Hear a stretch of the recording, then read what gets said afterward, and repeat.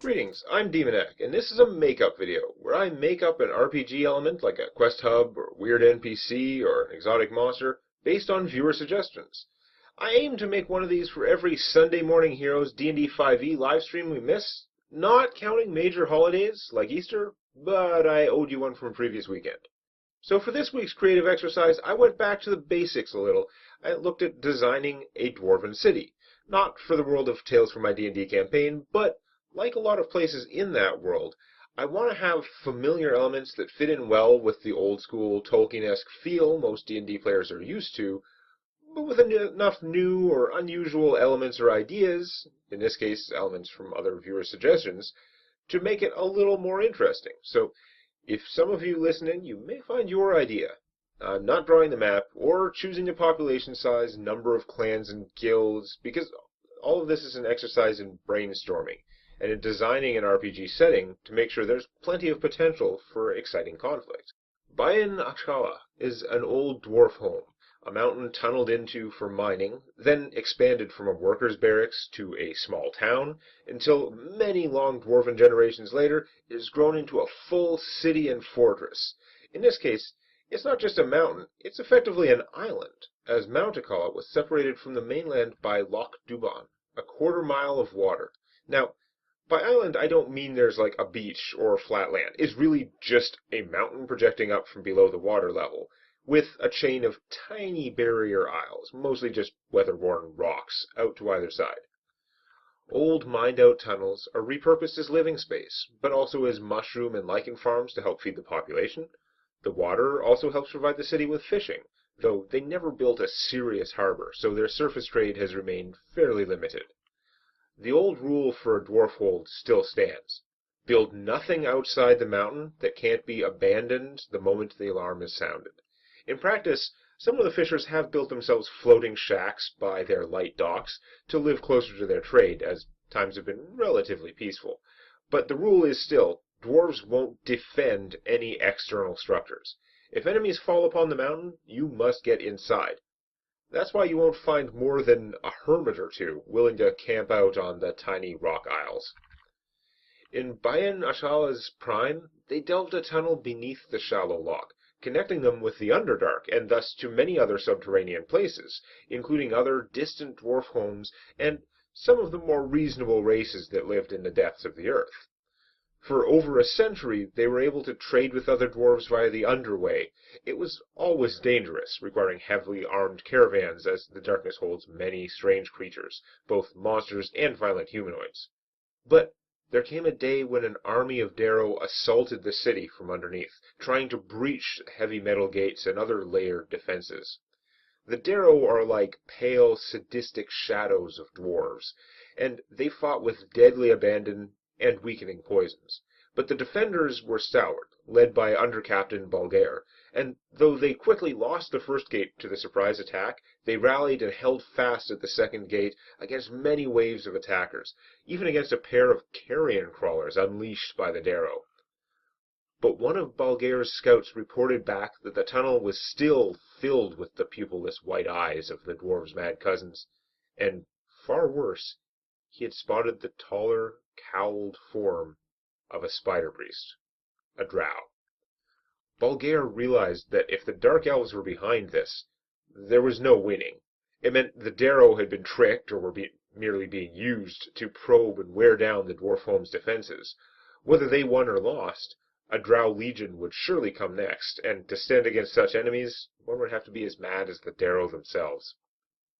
And so Bulgair ordered his men to fall back to the last gate and to destroy the columns, for there was only one tunnel into Bayan Achala, and its final defense was the loch itself. With the gate sealed, the dwarves smashed the columns, allowing the mass of stone and water above them to collapse the underway, crushing the attackers in a calamitous flood of sea water and rubble that none survived, and forever branding the under-captain, Bulgair, the Sunderer. Some called Bulgair a hero, but to many he had destroyed the future of the dwarfold by cutting them off from the world, and to this day there are some who hold a grudge, or, at the very least, a disdain, for the Sunderer and his descendants. They would argue that seeing one drow was hardly enough evidence on which to irreversibly bring down the loch, but to debate it was pointless. It was done. Not long after, the council passed an edict banning any delving down to the level of the underway or below, to avoid opening new routes to the Underdark, or exposing the mountain to new dangers from the depths. But it did not take long for the mining guild and all metalworking crafts dwarves to balk at this limitation, for they knew there were richer veins of ore deeper down, and, within a generation, they began to question how much more mining could be done at all within the confines of the heavily tunneled stone of Mount Akala. When it comes to dwarven politics, each dwarf is born into a clan, which is your extended family, and effectively a political unit. Most dwarves are also part of a guild based on their profession, like a combination union and marketing board: smiths, miners, stone carvers, alchemists, etc. There are marriages both inside clans and between them, so families and lineage are still tracked carefully within a clan. But if you ask a dwarf who they are, they'll more likely mention their clan and guild before getting into their biological family. The ruling council, known as the Greybeards, is composed of 2 representatives from each clan and 1 from each official guild. A council vote is required to make a guild official, adding their seat to the council. By tradition, a guild becomes official at 100 members, but a smaller guild can also be given official status if they perform a great service for the city, as have the alchemists and the mages guild. The priests are not a guild, but they have their own special representative as well. As GM, if you don't want to run a political game, the council is just a bunch of authority figures, suitable for quest-giving, villainous scheming, being rescued or kidnapped or assassinated. But if you want it, the council allows for all kinds of politics. If somebody wants to get something done, or stop something from being done, they have to find out which council members are undecided on the issue, and which ones could be convinced to change their votes, convinced, bribed, or threatened. There are always conflicts between the guilds, looking for advantages over one another. Some guilds might feel like their areas overlap and may want to merge, but they can only do so if both sides agree, and a lot of pressure of various forms may be required, especially since the combined group might be a lot stronger in other ways. They might have a lot more wealth between them, they might be able to pool their resources and not be competing anymore. But they would go from 2 seats down to 1 on the council if they became a single guild. The council can also strip a guild's official status, removing their seat, but the threshold for the vote is 2/3 rather than usual 50% plus 1. Politically, the traditionalists, especially from the larger guilds, would never strip the vote from a guild that meets the minimum size. But the smaller guilds, like the alchemists, could be vulnerable to some kind of political machinations, especially if they were blamed for some disaster or outrage. Smaller clans have the same 2 council votes as larger ones, and they still have their great halls and their vaults, their own resources. So while larger clans obviously have more power and wealth, there is a natural incentive, call it market forces. At a certain point, a shrinking clan becomes small enough that what it does have is concentrated into fewer hands, such that marrying into it becomes a good value proposition. That doesn't mean they all balance out to be equal, by any means. But a clan that is dwindling tends to bounce back closer to the average within a generation or 2. Remember, people, and the occasional wagon load of goods, can still get to and from the city by boat. The lack of harbor just prevents them from using larger vessels. You can easily send a party of non-dwarf player characters there if you want. So, if you were using Bayan Akala or a similar dwarven city in your game, what sorts of things might be going on? There's always a movement by the mining guild, usually supported by other guilds, to revoke the edict that prevents them from mining straight down below the mountain. The old connection to the Underdark was through the mainland, they argue. If we remain in the roots of this mountain, the chances of reconnecting are minimal. After all, centuries have passed since the Trouble, plus the supply of new ore is becoming tighter and tighter. Something has to give. But There are still some who hold up Balgair the Sunderer as a hero for cutting off the Underdark, and many more who fear that if you dive deep enough, it is inevitable that you would reconnect the city to the Darrow, or the Drow, or worse. There are also others, usually in opposition to the miners above, who say that they should finally build a permanent harbor suitable for heavy ferries or even ocean-going vessels. Big ferries and the facilities needed to load and unload them and to defend the docks would let them multiply their overland trade, and blue sea vessels would open up whole new avenues for trade, both new wealth and for a great deal more food variety. It's all out there for the taking.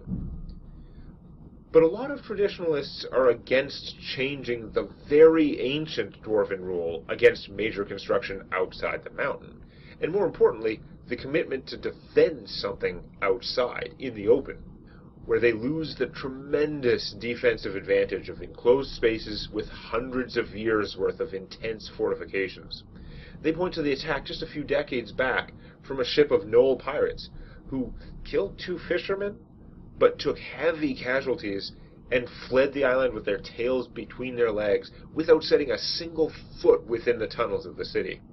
With the proposed harbor, either far more lives would have been lost fighting outside the mountain, or the Knolls would have run off with every crate of cargo and stolen or burned every ship at the docks. Both of the above expansion plans make great political struggles, either for active involvement by the players or, more likely, in the background, leading to many smaller-scale and more direct interpersonal and interfactional problems or disputes for the PCs to get involved in, to debate, or to smash. Ultimately, if you had a campaign focused on this city, you probably want one or both of these changes to happen, to enable oversea or underground invasions or exploration. With the harbor, maybe even before it's finished, I would aim to send out some heroes to explore the nearby coast and islands for possible trade routes, before considering any invasion, which would seem to justify the concerns of the anti-harbor dwarves. Similarly, if they decide to dig deeper and more greedily, I'd be inclined to start with more insidious threats before big direct challenges. They breach a series of caverns, or ancient lava tubes, and somebody needs to explore them to find out if they are self-contained or if they lead into other areas which might connect back to the greater Underdark.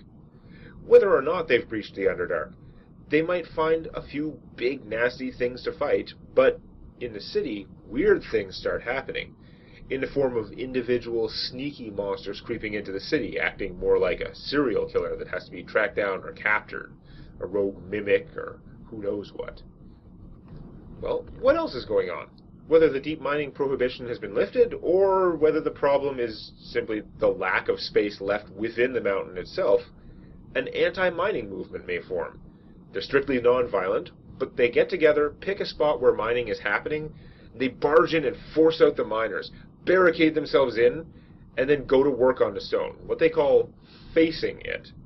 Smoothing it, carving reliefs, engraving patterns, crafting the tunnel itself into a work of art, so that when the owners, via superior numbers, possibly threats and thugs, possibly with barristers and having the activists jailed, when the miners force them out, they have to either tunnel around the area or deface it. And defacing works of art will enrage a certain percentage of the population who may otherwise be more sympathetic to the mine owners. Do the activists hire the PCs to make a distraction in one mining tunnel so they can take over another? Or do the miners hire the PCs as mercenaries and outsiders to protect their business? Or does all this happen without player involvement, but the tension leads to other nastiness? Does overmining collapse a residential area? Was it sabotaged by a more extremist wing of the activists, or a third party like a tunneling monster? Does one side send thugs against the other, or kidnap a leader? All great options. This has gone on pretty long, but some other short-form plot ideas. A number of dwarves are behaving very oddly. Turns out they've been experiencing some kind of hallucinations. It turns out the common thread is which farm, which tunnel they've been getting lichen or mushrooms from. Turns out the farmers had bought some foreign plants. They could have gotten some myconid seeds by mistake, and a small colony of the fungus people hypnotized the farmers to ignore them. You could smash them, but it may even be possible to negotiate. Somehow. Or were these farmers sold tainted lichen intentionally by an outside force? Who's responsible? Are they inside or outside the mountain? Track them down and find out. There have been reports of a rash of pickpockets in the arcade, the old arched part of the market, though the market has expanded over time and shops have popped up in all sorts of places. Some witnesses claim to have seen the dwarven children fleeing the crime, but not one has been caught or even identified. It turns out they're actually small, crude-looking, temporary flesh golems, but in clothes they could just be mistaken for children, who lasted just long enough to steal something, then run off and dissolve through a sewer grate, leaving the loot behind to be picked up by a servant of their creator. Are they being created by a rogue alchemist, or a priest of some weird religion, or some spellcaster or monster that has snuck into the city, possibly disguised as a dwarf? What are they after? Just money to fund a proper golem? Or are they after something specific?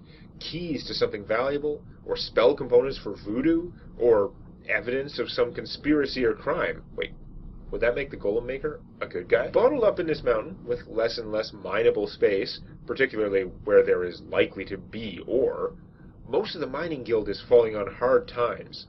But one clan or company is making a fortune. Where are they getting the ore? The obvious assumption would be they are breaking the edict, mining down too low, but there's no evidence of this. They have hardly any claims in the lower levels.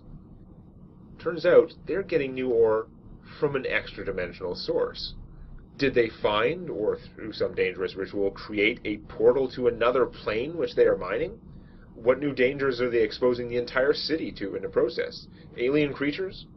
Or could the ore itself be dangerous? Or did they make a deal with the devil, or some other being? Or devil pretending to be some other being, like a djinn? At what cost?